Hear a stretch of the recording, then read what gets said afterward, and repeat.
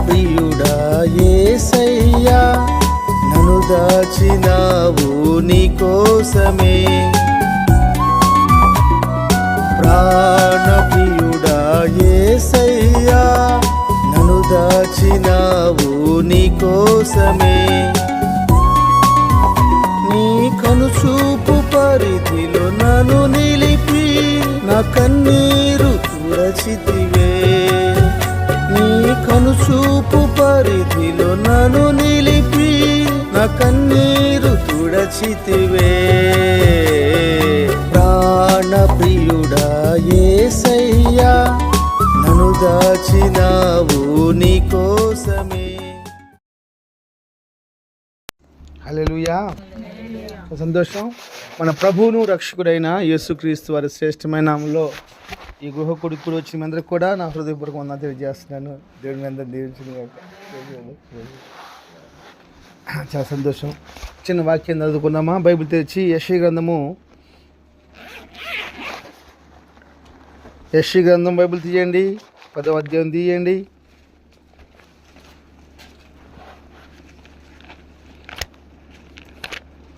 అధ్యాయం పక్కన 15వ వచనం తీయండి. 15వ వచనం పక్కన మొత్తం చదవండి. గొడ్డలి తనతో నరుకువాని చూసి అతిశయపడిన, రంపము తనతో కోయువాని మీద పొగడుకొనున, కోల తన్నెత్తు వాణ్ణి ఆడించినట్లును, దండము కర్ర కాని వానిని ఎత్తునట్లును ఉండును కదా. చాలు. దేవుడు వాక్యం ద్వారా మనతో మాట్లాడను గాక. మహాపరిశుద్ధుడైన తండ్రి, ప్రేమ నమ్మకం కలిగిన మా యేసు ప్రభువా, మరొకసారి ఈ రాత్రి కుటుంబంలో చేరి నామాన్ని కనపరిచాము. నీ వాక్యాన్ని కొంత సమయం మేము ధ్యానం చేసుకోవచ్చుండగా అయ్యా మా అందరితో మీరు మాట్లాడండి. యథావిధంగా ప్రభువా మీరు మాట్లాడితే అదే ఉపయోగం, నేను మాట్లాడితే ఉపయోగం లేదు. ప్రభువా మీ మాటలు ప్రజల్లో పనిచేస్తాయి అయ్యా. మీ మాటలు ప్రజల్లో పనిచేస్తాయి. ఆ మాటలు వినిపింప చేయండి అయ్యా. ప్రతి ఒక్కరి హృదయాన్ని తెరవండి. వినగలిగిన చెవులను అర్థం చేసుకునే మనసును దయచేయండి. వాక్యానికి వ్యతిరేకంగా పనిచేస్తున్న ప్రతి దురాత్మక శక్తులను బంధించమని యేసు నామములో ప్రార్థన చేస్తున్నాం తండ్రి. ఆమేన్. హల్లెలూయా. చాలా సంతోషం. ఈరోజు మరి ఒక చిన్న వాక్యాన్ని మీతో పంచుకున్న ప్రభు సహాయం చేశాడు. ఈరోజు చెప్పే మాట ఏంటంటే, ప్రతి ఒక్కరు కూడా సరిగా వాడబడాలి. ఇక్కడ మనం 3 వస్తువులు చూస్తున్నాం. 1 గొడ్డలి, 2 రంపము, 3 కర్ర కాదు దుడ్డు కర్ర. దండము అంటే దుడ్డు కర్ర అని అర్థం. అయితే ఈ 3 వస్తువులు చాలా ఒక మాదిరికరమైన జీవితాన్ని మనకు చూపిస్తూ ఉన్నాయి. అంటే లేకపోతే ఈ 3 వస్తువులు చాలా బాగా ఉపయోగపడతాయి. కానీ అవంట తను వాడుతున్నటువంటి యజమాని దగ్గర వాటిని కనపరుచుకోవంట. మన ఇంట్లో ఎక్కడ ఉంటుంది గొడ్డలి? మూలన ఉంటుంది. రంపం ఎక్కడ ఉంటుంది? కర్ర ఎక్కడ ఉంటుంది? మూలలో ఉంటుంది. ఏ రోజన్నా అది పోడుతుందా? అసలు నన్ను చూడు, నా బడాయి చూడు అని చెప్పి అనుకుంటుందా? అనుకోదు. అవసరమైనప్పుడు అవి వాడబడుతూ ఉంటాయి. ఈరోజు కూడా నేను మీకు చెప్పే ఒక శ్రేష్టమైన విలువైన మాట ఏంటంటే, మనం సరిగా వాడబడాలి. మనం సరిగా వాడబడితేనే అది కుటుంబమైన ఒక వ్యక్తి జీవితమైన చాలా అందంగా నిర్మించబడుతుంది. అది తెలియక చాలామంది చాలా కేర్లు చేస్తూ జీవితాల్ని కుటుంబాల్ని పాడు చేసుకుంటూ ఉంటారు. అందుకని ఈ రాత్రి ప్రభు మరొకసారి మనం జ్ఞాపం చేస్తున్న మాట ఏంటంటే, మనమంట కొన్నిసార్లు గొడ్డల వలె మార్చబడాలి. మనం కొన్నిసార్లు రంపం వలె మార్చబడాలి. కొన్నిసార్లు దుడ్డు కర్ర వలె మార్చబడాలి. చాలా ప్రాముఖ్యమైన మాట, చాలా ప్రాముఖ్యమైన మాట. చెప్పండి, మనం అందరం ఏం చేయాలి? సరిగా వాడబడాలి, సరిగా వాడబడాలి.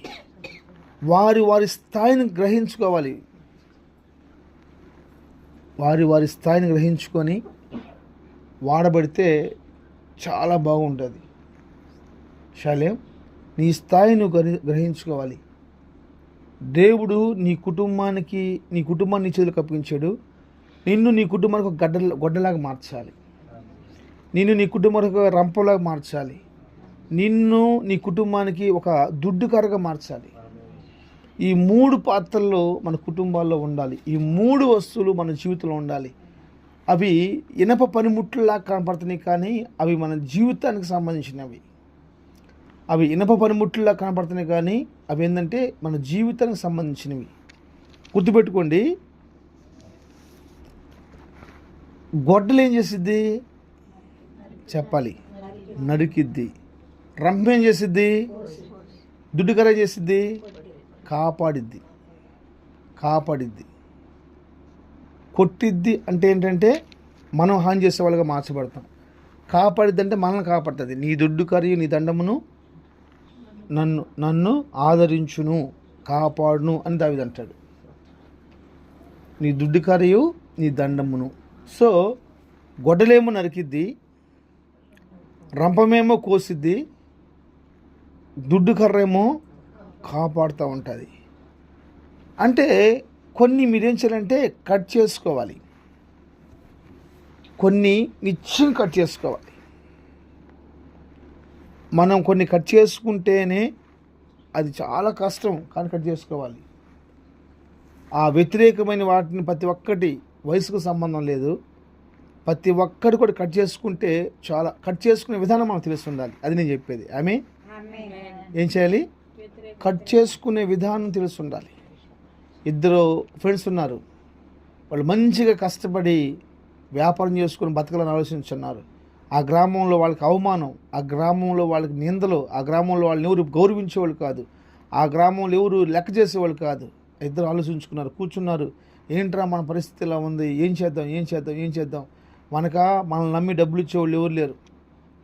మనమా ఏ పని తెలియని వాళ్ళం, ఏం చేయాలి? కానీ ఏ ప్రాంత ప్రజలైతే మనల్ని అవమానించారో, ఏ ప్రాంత ప్రజలైతే మనం చులకన తీసారో, ఏ ప్రాంత ప్రజలైతే వారి దగ్గర మనకి ఇలువ లేకుండా పోయిందో, అక్కడే ఇవన్నీ కూడా మనం సంపాదించుకోవాలి అని చెప్పేసి వాళ్ళకి వైరాగ్యం కలిగేసేసేసి షాప్కి వెళ్ళిపోయి 2 గొడ్డల్లో అరువు తెచ్చుకున్నారంట.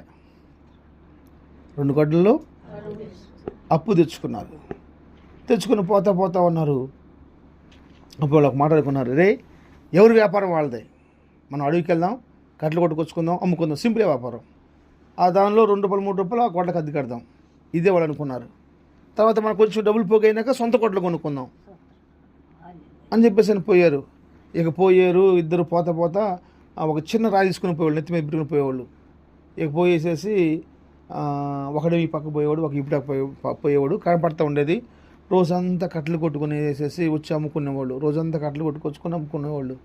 అయితే విశేషం ఏంటంటే ఒకడు మాత్రం రోజు వాడి విధానం మారిపోతుంది. ఒకడు మాత్రం అట్లానే ఉన్నాడు, అవే శ్రమలు, అవే కష్టం, అవే పోతున్నాడు, కొడుతున్నాడు. ఒక చిన్న మోపు కట్టెలు కొట్టుకొస్తున్నాడు. ఈడు పోతున్నాడు, ఈడు పెద్ద మోపు కట్టెలు కొట్టుకొచ్చి అమ్ముతున్నాడు. ఈడు అమ్మితేనే ₹100 వస్తున్నాయి, వాడు అమ్మితేనే ₹20 వస్తున్నాయి. అద్దె కట్టేస్తేనే సరిపోట్లా. అప్పుడు వాడు ఆలోచించాడు, అసలు ఈడేం చేస్తున్నాడు చూద్దామని చెప్పేసి. ఈడేం చేస్తాడంటే ఒక చెట్టు కాడ పోతున్నాడు, 2 దెబ్బలు వేస్తున్నాడంట. వాడు తెచ్చుకున్న రాయకాడ కూర్చుంటున్నాడంట. 2 దెబ్బలు వేస్తున్నాడు, పోయి కూర్చుంటున్నాడు. ఒకడేమో కొడతా ఉన్నాడంట. ఆ రెస్ట్ లేకుండా కొట్టేవాడికేమో ₹20 కట్టలు వస్తున్నాయి. ఆగుతూ కొడుతున్న వాడికేమో ₹100 వస్తున్నాయి. ఎలా, ఎందుకు వస్తున్నాయి అర్థం కావట్లేదు. ఏం చేద్దాం మీరు చెప్పండి అమ్మా?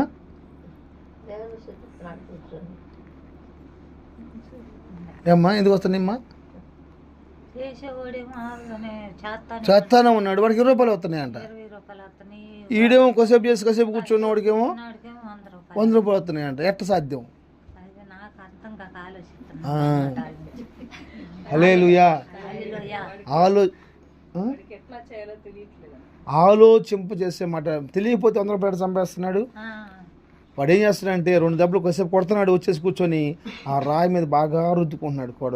గొడ్డలి పోయి కొడుతున్నాడు, సింపుల్ తెగిపోతున్నాయి. అంటే వీడికేమో అసలు అర్థం కావట్లా, కొడుతున్నాడు కొన్ని సంవత్సరాల నుంచి కొడుతున్నాడు, కానీ అది చిన్న మోపే వస్తుంది, చెమటలు కారిపోతున్నాయి, శ్రమ ఎక్కువైపోతుంది, చేతులు కాయలు కాసిపోతున్నాయి. వీడేం చేస్తున్నాడు, ఇద్దరు కాడ రాళ్ళు ఉన్నాయి, ఇద్దరు కాడ గొడ్డలు ఉన్నాయి. వాడు చేస్తున్న పని ఏం చేస్తా, కొడుతున్నాడు, కాసేపు వచ్చి కూర్చొని బాగా రుద్దుకుంటున్నాడు. ఈడనుకుంటున్నాడు నేను పద్దాలు కొట్టుకుంటున్నాను, వాడు కూర్చొని కొడుతున్నాడు, వాడికి నేను ఎక్కువ సంపాదించని చెప్పి అనుకుంటున్నాడు. అందుకని చెప్పాను మీ ఫస్ట్గానే, సరిగా వాడబడాలి, సరైన విధంలో వాడబడాలి. అది కర్ర అయినా రంపమైనా, అది దుడ్డు కర్ర అయినా సరే. అందుకే గొడ్డలకి ఏం చేయాలి తెలుసా, సానబెట్టాలి, రంపానికి పదును పెట్టాలి. గొడ్లకేమో సానబెట్టాలి, రంపానికేమో దానికి దీనికి సంబంధం చెప్పండి. పదునుకి సానకి ఏంటి తేడా? పదును పెడతానికి సాధన పెడతానికి. సాన పెట్టేది అనేది ఏంటంటే రాయికేసి రుద్దుతూ ఉండాలి, దాన్ని సాన పెడతాం అంటారు. పదును పెడతాం అంటే ఏం చేస్తా, చూసి పెట్టాలి, చూసి ఆగి పెట్టాలి. రంపానికి చూసి ఆగి పెట్టాలి. ఒకటి, రంపంతో అందరు పని చేయలేరు, గొడ్డలతో ఎవరైనా పని చేయొచ్చు. రంపంతో అందరు పని చేయలేరు, కానీ గొడ్డలతో ఎవరైనా పని చేయొచ్చు. తెక్కులో పని చేయొచ్చు, మనుషులు పని చేయొచ్చు. ఈరోజు ఎక్కువ మాటలు నేను మీకు చెప్పను, నేను తక్కువ సమయం మీకు చెప్పేసి మీకోసమే ప్రార్థన చేస్తాను. మనం నేర్చుకోవాల్సిన పాఠం ఏం తెలుసా, మనం సరిగా వాడబడాలి. సరిగా వాడబడకపోతే శ్రమ ఎక్కువ అవుతుంది, సరిగా వాడబడకపోతే కష్టపడాల్సి వచ్చింది, సరిగా వాడబడపోతే నష్టాలు పాలైపోతూ ఉంటాం, బాగుపడలేం. ఆ గ్రామాల్లో అదే అవమానం, అదే నింద, ఇలువ ఉండదు, మర్యాద ఉండదు, గౌరవం ఉండదు. స్తోత్రం. మీరు బయట దేశాలకు వెళ్తే అమెరికా పరిసర ప్రాంతాలు ఎందుకు ఇష్టపడతారు? అమెరికా అంటే అక్కడ లిటిన్ కడుక్కున్నాడు కూడా ఒకే ఈక్వాలిటీ, రెస్పెక్ట్ ఉంటుంది, అక్కడ ఒకే గౌరవం ఉంటుంది. ఎందుకు? వాడు కారులో వస్తాడు, వాడిని సాలని పిలవాలి. ఇక్కడ చెప్పాల్సిన అవసరం లేదు. కానీ ఏంటి, అక్కడ అందరూ ఒకే విధంగా పనిచేస్తూ ఉంటారు. ఆ పనిచేసేదానికి క్వాలిటీగా పనిచేస్తారు. ఇక్కడేం పనిచేస్తారు? ఇక్కడ పనిచేసే దానిలో వాడు పనిచేసే దానికంటే వాడికి వచ్చే స్వార్థం ఎక్కువ, వాడికి వచ్చే స్వార్థపూరిత ఆలోచనలు ఎక్కువ. వాడెక్కడ బాగుపడతాడని చెప్పేసి అని ఈడి బాధ అనమాట.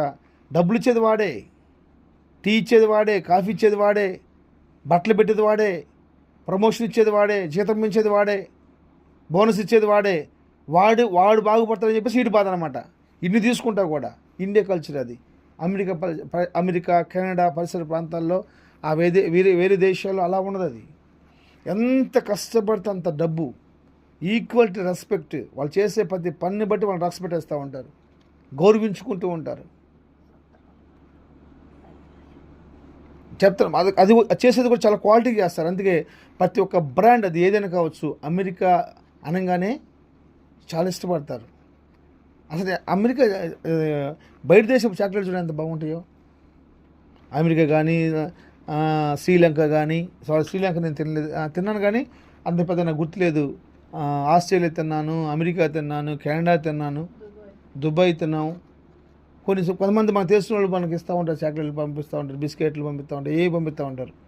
కొన్ని చాలా బాగుంటాయి, కొన్ని అసలు అర్థం కాదు. ఒకళ్ళు ఇది పంపించారు, ఒక ఏదో చిన్నది పంపించారు కెనడా నుంచి.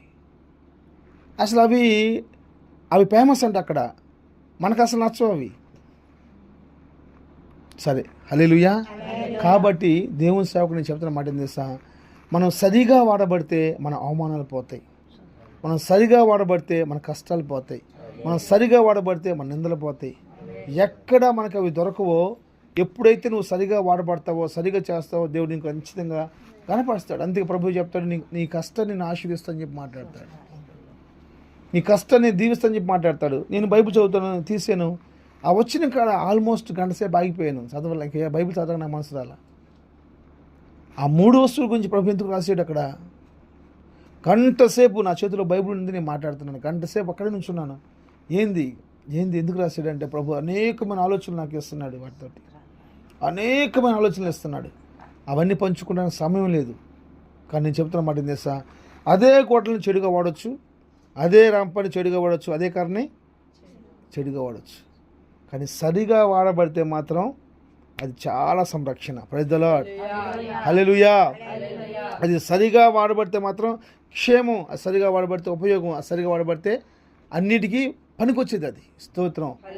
కాబట్టి దేవుని బిడ్డలారా నేను చెప్తున్నాను, మనం చేసుకోవాల్సింది ఏం చేస్తా, మనం గొడ్డలుగా మార్చబడి కొన్ని మన నుంచి ఏం చేసేసా తీసివేసుకోవాలి, నరికి వేసుకోవాలి. గుర్తుపెట్టుకోండి, కొన్ని ఏం చేయాలి, నరికేసేసుకోవాలి. నరకటం అనే పదాన్ని ఎందుకు వాడానంటే, నరికేసుకునేటప్పుడు దయాదాక్షిణ్యం ఉండదు, పొడిసేవాడికి దయాదాక్షిణ్యం ఉండదు, చూసి పొడుతాడు పొడవడు కదా. అట్లా నరికేసుకునేటప్పుడు దయాదాక్షిణ్యం ఉండదు. కొన్ని కోసేసుకోవాలి. అప్పుడు కోసేసుకునే దానికి అప్పుడు జాగ్రత్త ఉండాలి. రంపంతో కోస్తాం, అప్పుడు కొంచెం జాగ్రత్తగా అక్కడ ఎక్కడ రంపంతో కోసేటప్పుడు ఎక్కడ కొయ్యాలో ఎంత కొయ్యాలో జాగ్రత్త కోసుకోవాలి.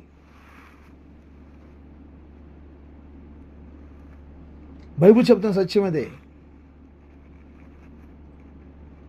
అంటే మనం ఎంత ధీర్యమైనా సరే ఈ మూడు విషయాల్లో కూడా మనం ఎంత టాలెంట్ పర్సన్స్ అయినా సరే దేవునికి రెస్పెక్ట్ని ఇవ్వాలి, ఇలువనివ్వాలి, గౌరవాన్ని ఇవ్వాలి. ఇది చాలా ఇంపార్టెంట్. ప్రైజ్ ది లార్డ్, హల్లెలూయా. మనం ఈ మాటకి చాలా ఇంపార్టెంట్ ఇవ్వాలి. అది పూడుకోదు, గొడ్ల పూడుకోదు. మనం ఎంత గణపరచబడ్డా సరే, మనం ఎంత ఉన్నతంగా మార్చబడినా సరే, దేవునికంటూ ఒక ప్రత్యేకమైన స్థానాన్ని మనం మూలనే ఉండాలి. ఈ దేవుని గది అయితే మనం మూలనే ఉండాలి, గొడ్డలలాగా మనం మూలనే ఉండాలి, రంపంలాగా మనం మూలనే ఉండాలి, కర్రలాగా. అది ఎప్పుడు అవసరమైద్దో అప్పుడే తీసుకోవాలి, ఎప్పుడు అవసరమైద్దో అప్పుడే వాడబడాలి. స్తోత్రం, ప్రైజ్ ది లార్డ్. కాబట్టి నేను చెప్తున్నాను, దేవుని సేవకుడిగా ఏంది తెలుసా, మనం సరిగా వాడబడాలి. బైబిల్ చెప్తున్నాము విశేషమైన మాట ఏం తెలుసా,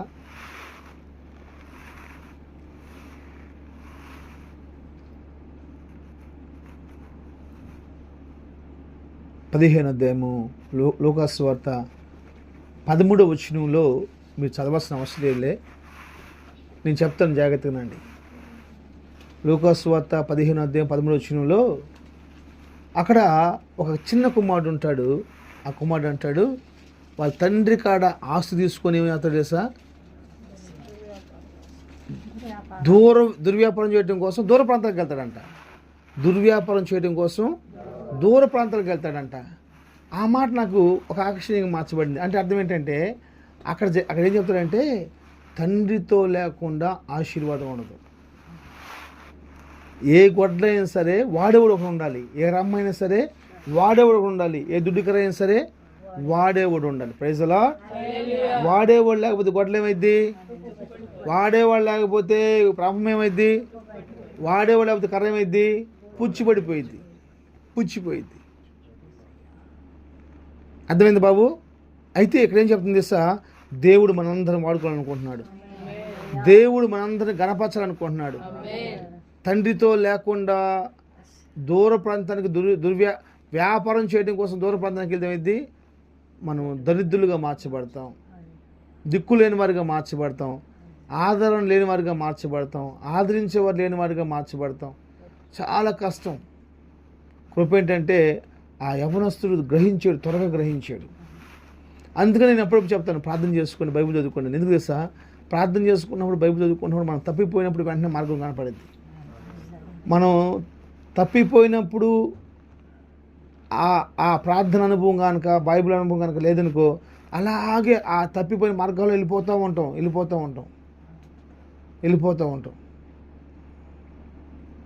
చాలామంది చూడు, సముద్రంలో దిగినప్పుడు కొట్టుకుని పోయి చచ్చిపోతారు కదా, గీతకి వెళ్ళిన వాళ్ళు. ఎందుకు చచ్చిపోతారు చెప్పు? ఎందుకంటే వాళ్ళు సముద్రంలో దిగినప్పుడు చచ్చిపోలేని వాళ్ళు, సరదాగా మునుగుతూ ఉంటారు, ఏదో ఒక పెద్ద అలవాటు చేసిద్ది. ఆ వేలో పోకూడదు. వాళ్ళు అక్కడ సుడిగుండాలు తిరుగుతూ ఉంటాయి, పోకూడదు. కానీ వాళ్ళు పోతారు. ఏమైపోతుంది తెలుసా? చిక్కుకుపోతారు, కొంచెం కొంచెం లోపలికి వెళ్ళిపోతారు, స్మాష్ అయిపోతాయి. వాళ్ళ లైఫ్, వాళ్ళ జీవితాలు పాడైపోతాయి. చాలామంది జీవితాలు అంతే. కానీ దేవుడు ప్రతి ఒక్క జీవితానికి చాలా విలువనిచ్చాడు, చాలా విలువనిచ్చాడు. బైబిల్ చెప్తుంది, నీ ఇంటికి మొత్తం, బైబిల్ చెప్పింది, నీ ఇంటిలన్నీ లెక్కించబడింది. ఇంటికలను లెక్కేసుకున్న దేవుడు మనిషి ఎందుకు లెక్కేసుకోడమా? అసలు మీరే వేసేయారు ఇంటికి మొత్తం పోగు చేసుకొని ఆ గిన్నెలు కొనుక్కుంటారు, దుప్పట్లు కొనుక్కుంటారు మీరే. అసలు దేవుడు ఎందుకు వచ్చి అసలు మరి దేవుడు చెప్తాడు, నీ ఇంటికి మొత్తం నేను లెక్క పెట్టని చెప్పేసి అని. ఇంకేం కావాలి చెప్పండి? ప్రైజ్ ది లార్డ్, హల్లెలూయా. కాబట్టి నోట్ దిస్ పాయింట్, తండ్రితో లేకుండా ఆశీర్వాదం ఉండదు.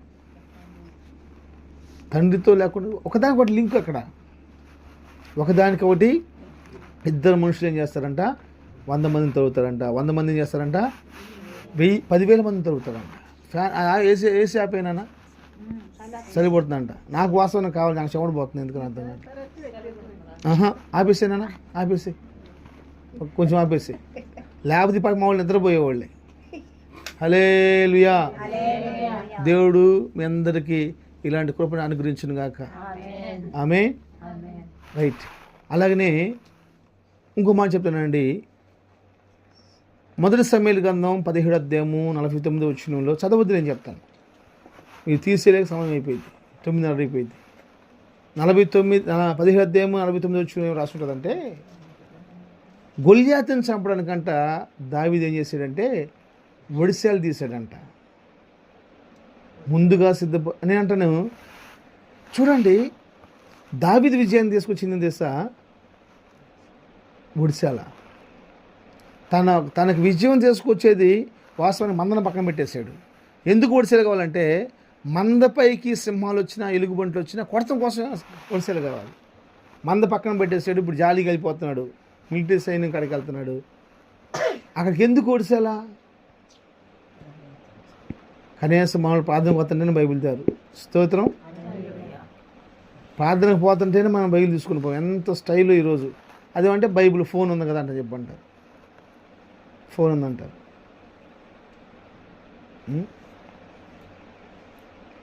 అక్కడ పోతున్నప్పుడు అంటే తనకు సంరక్షణ ఇచ్చేది వాడు తీసుకుని పోతున్నాడు.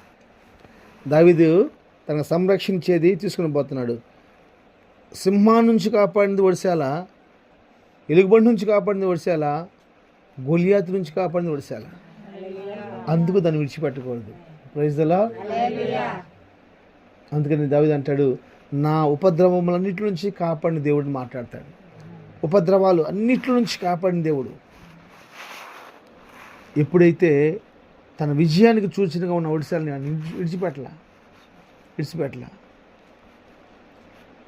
నేను చెప్తున్నాను, ఒడిశాల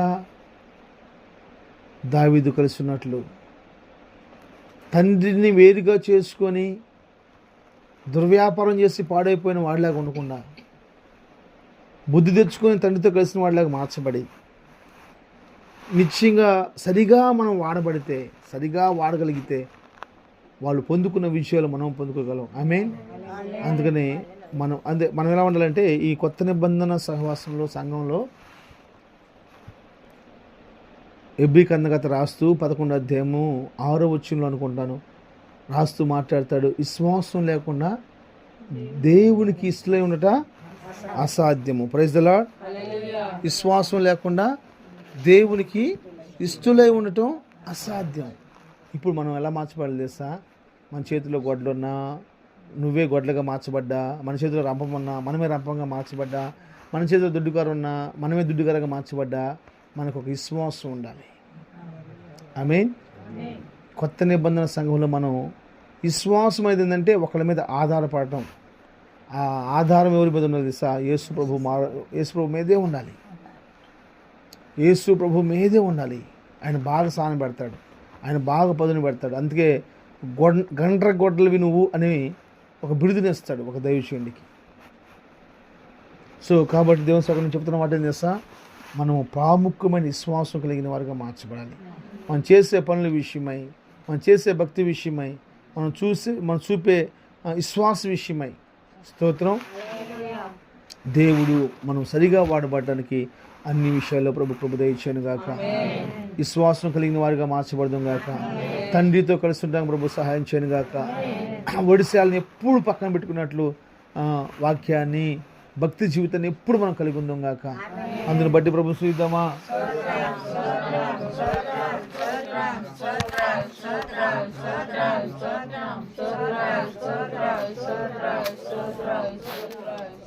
హల్లెలూయా.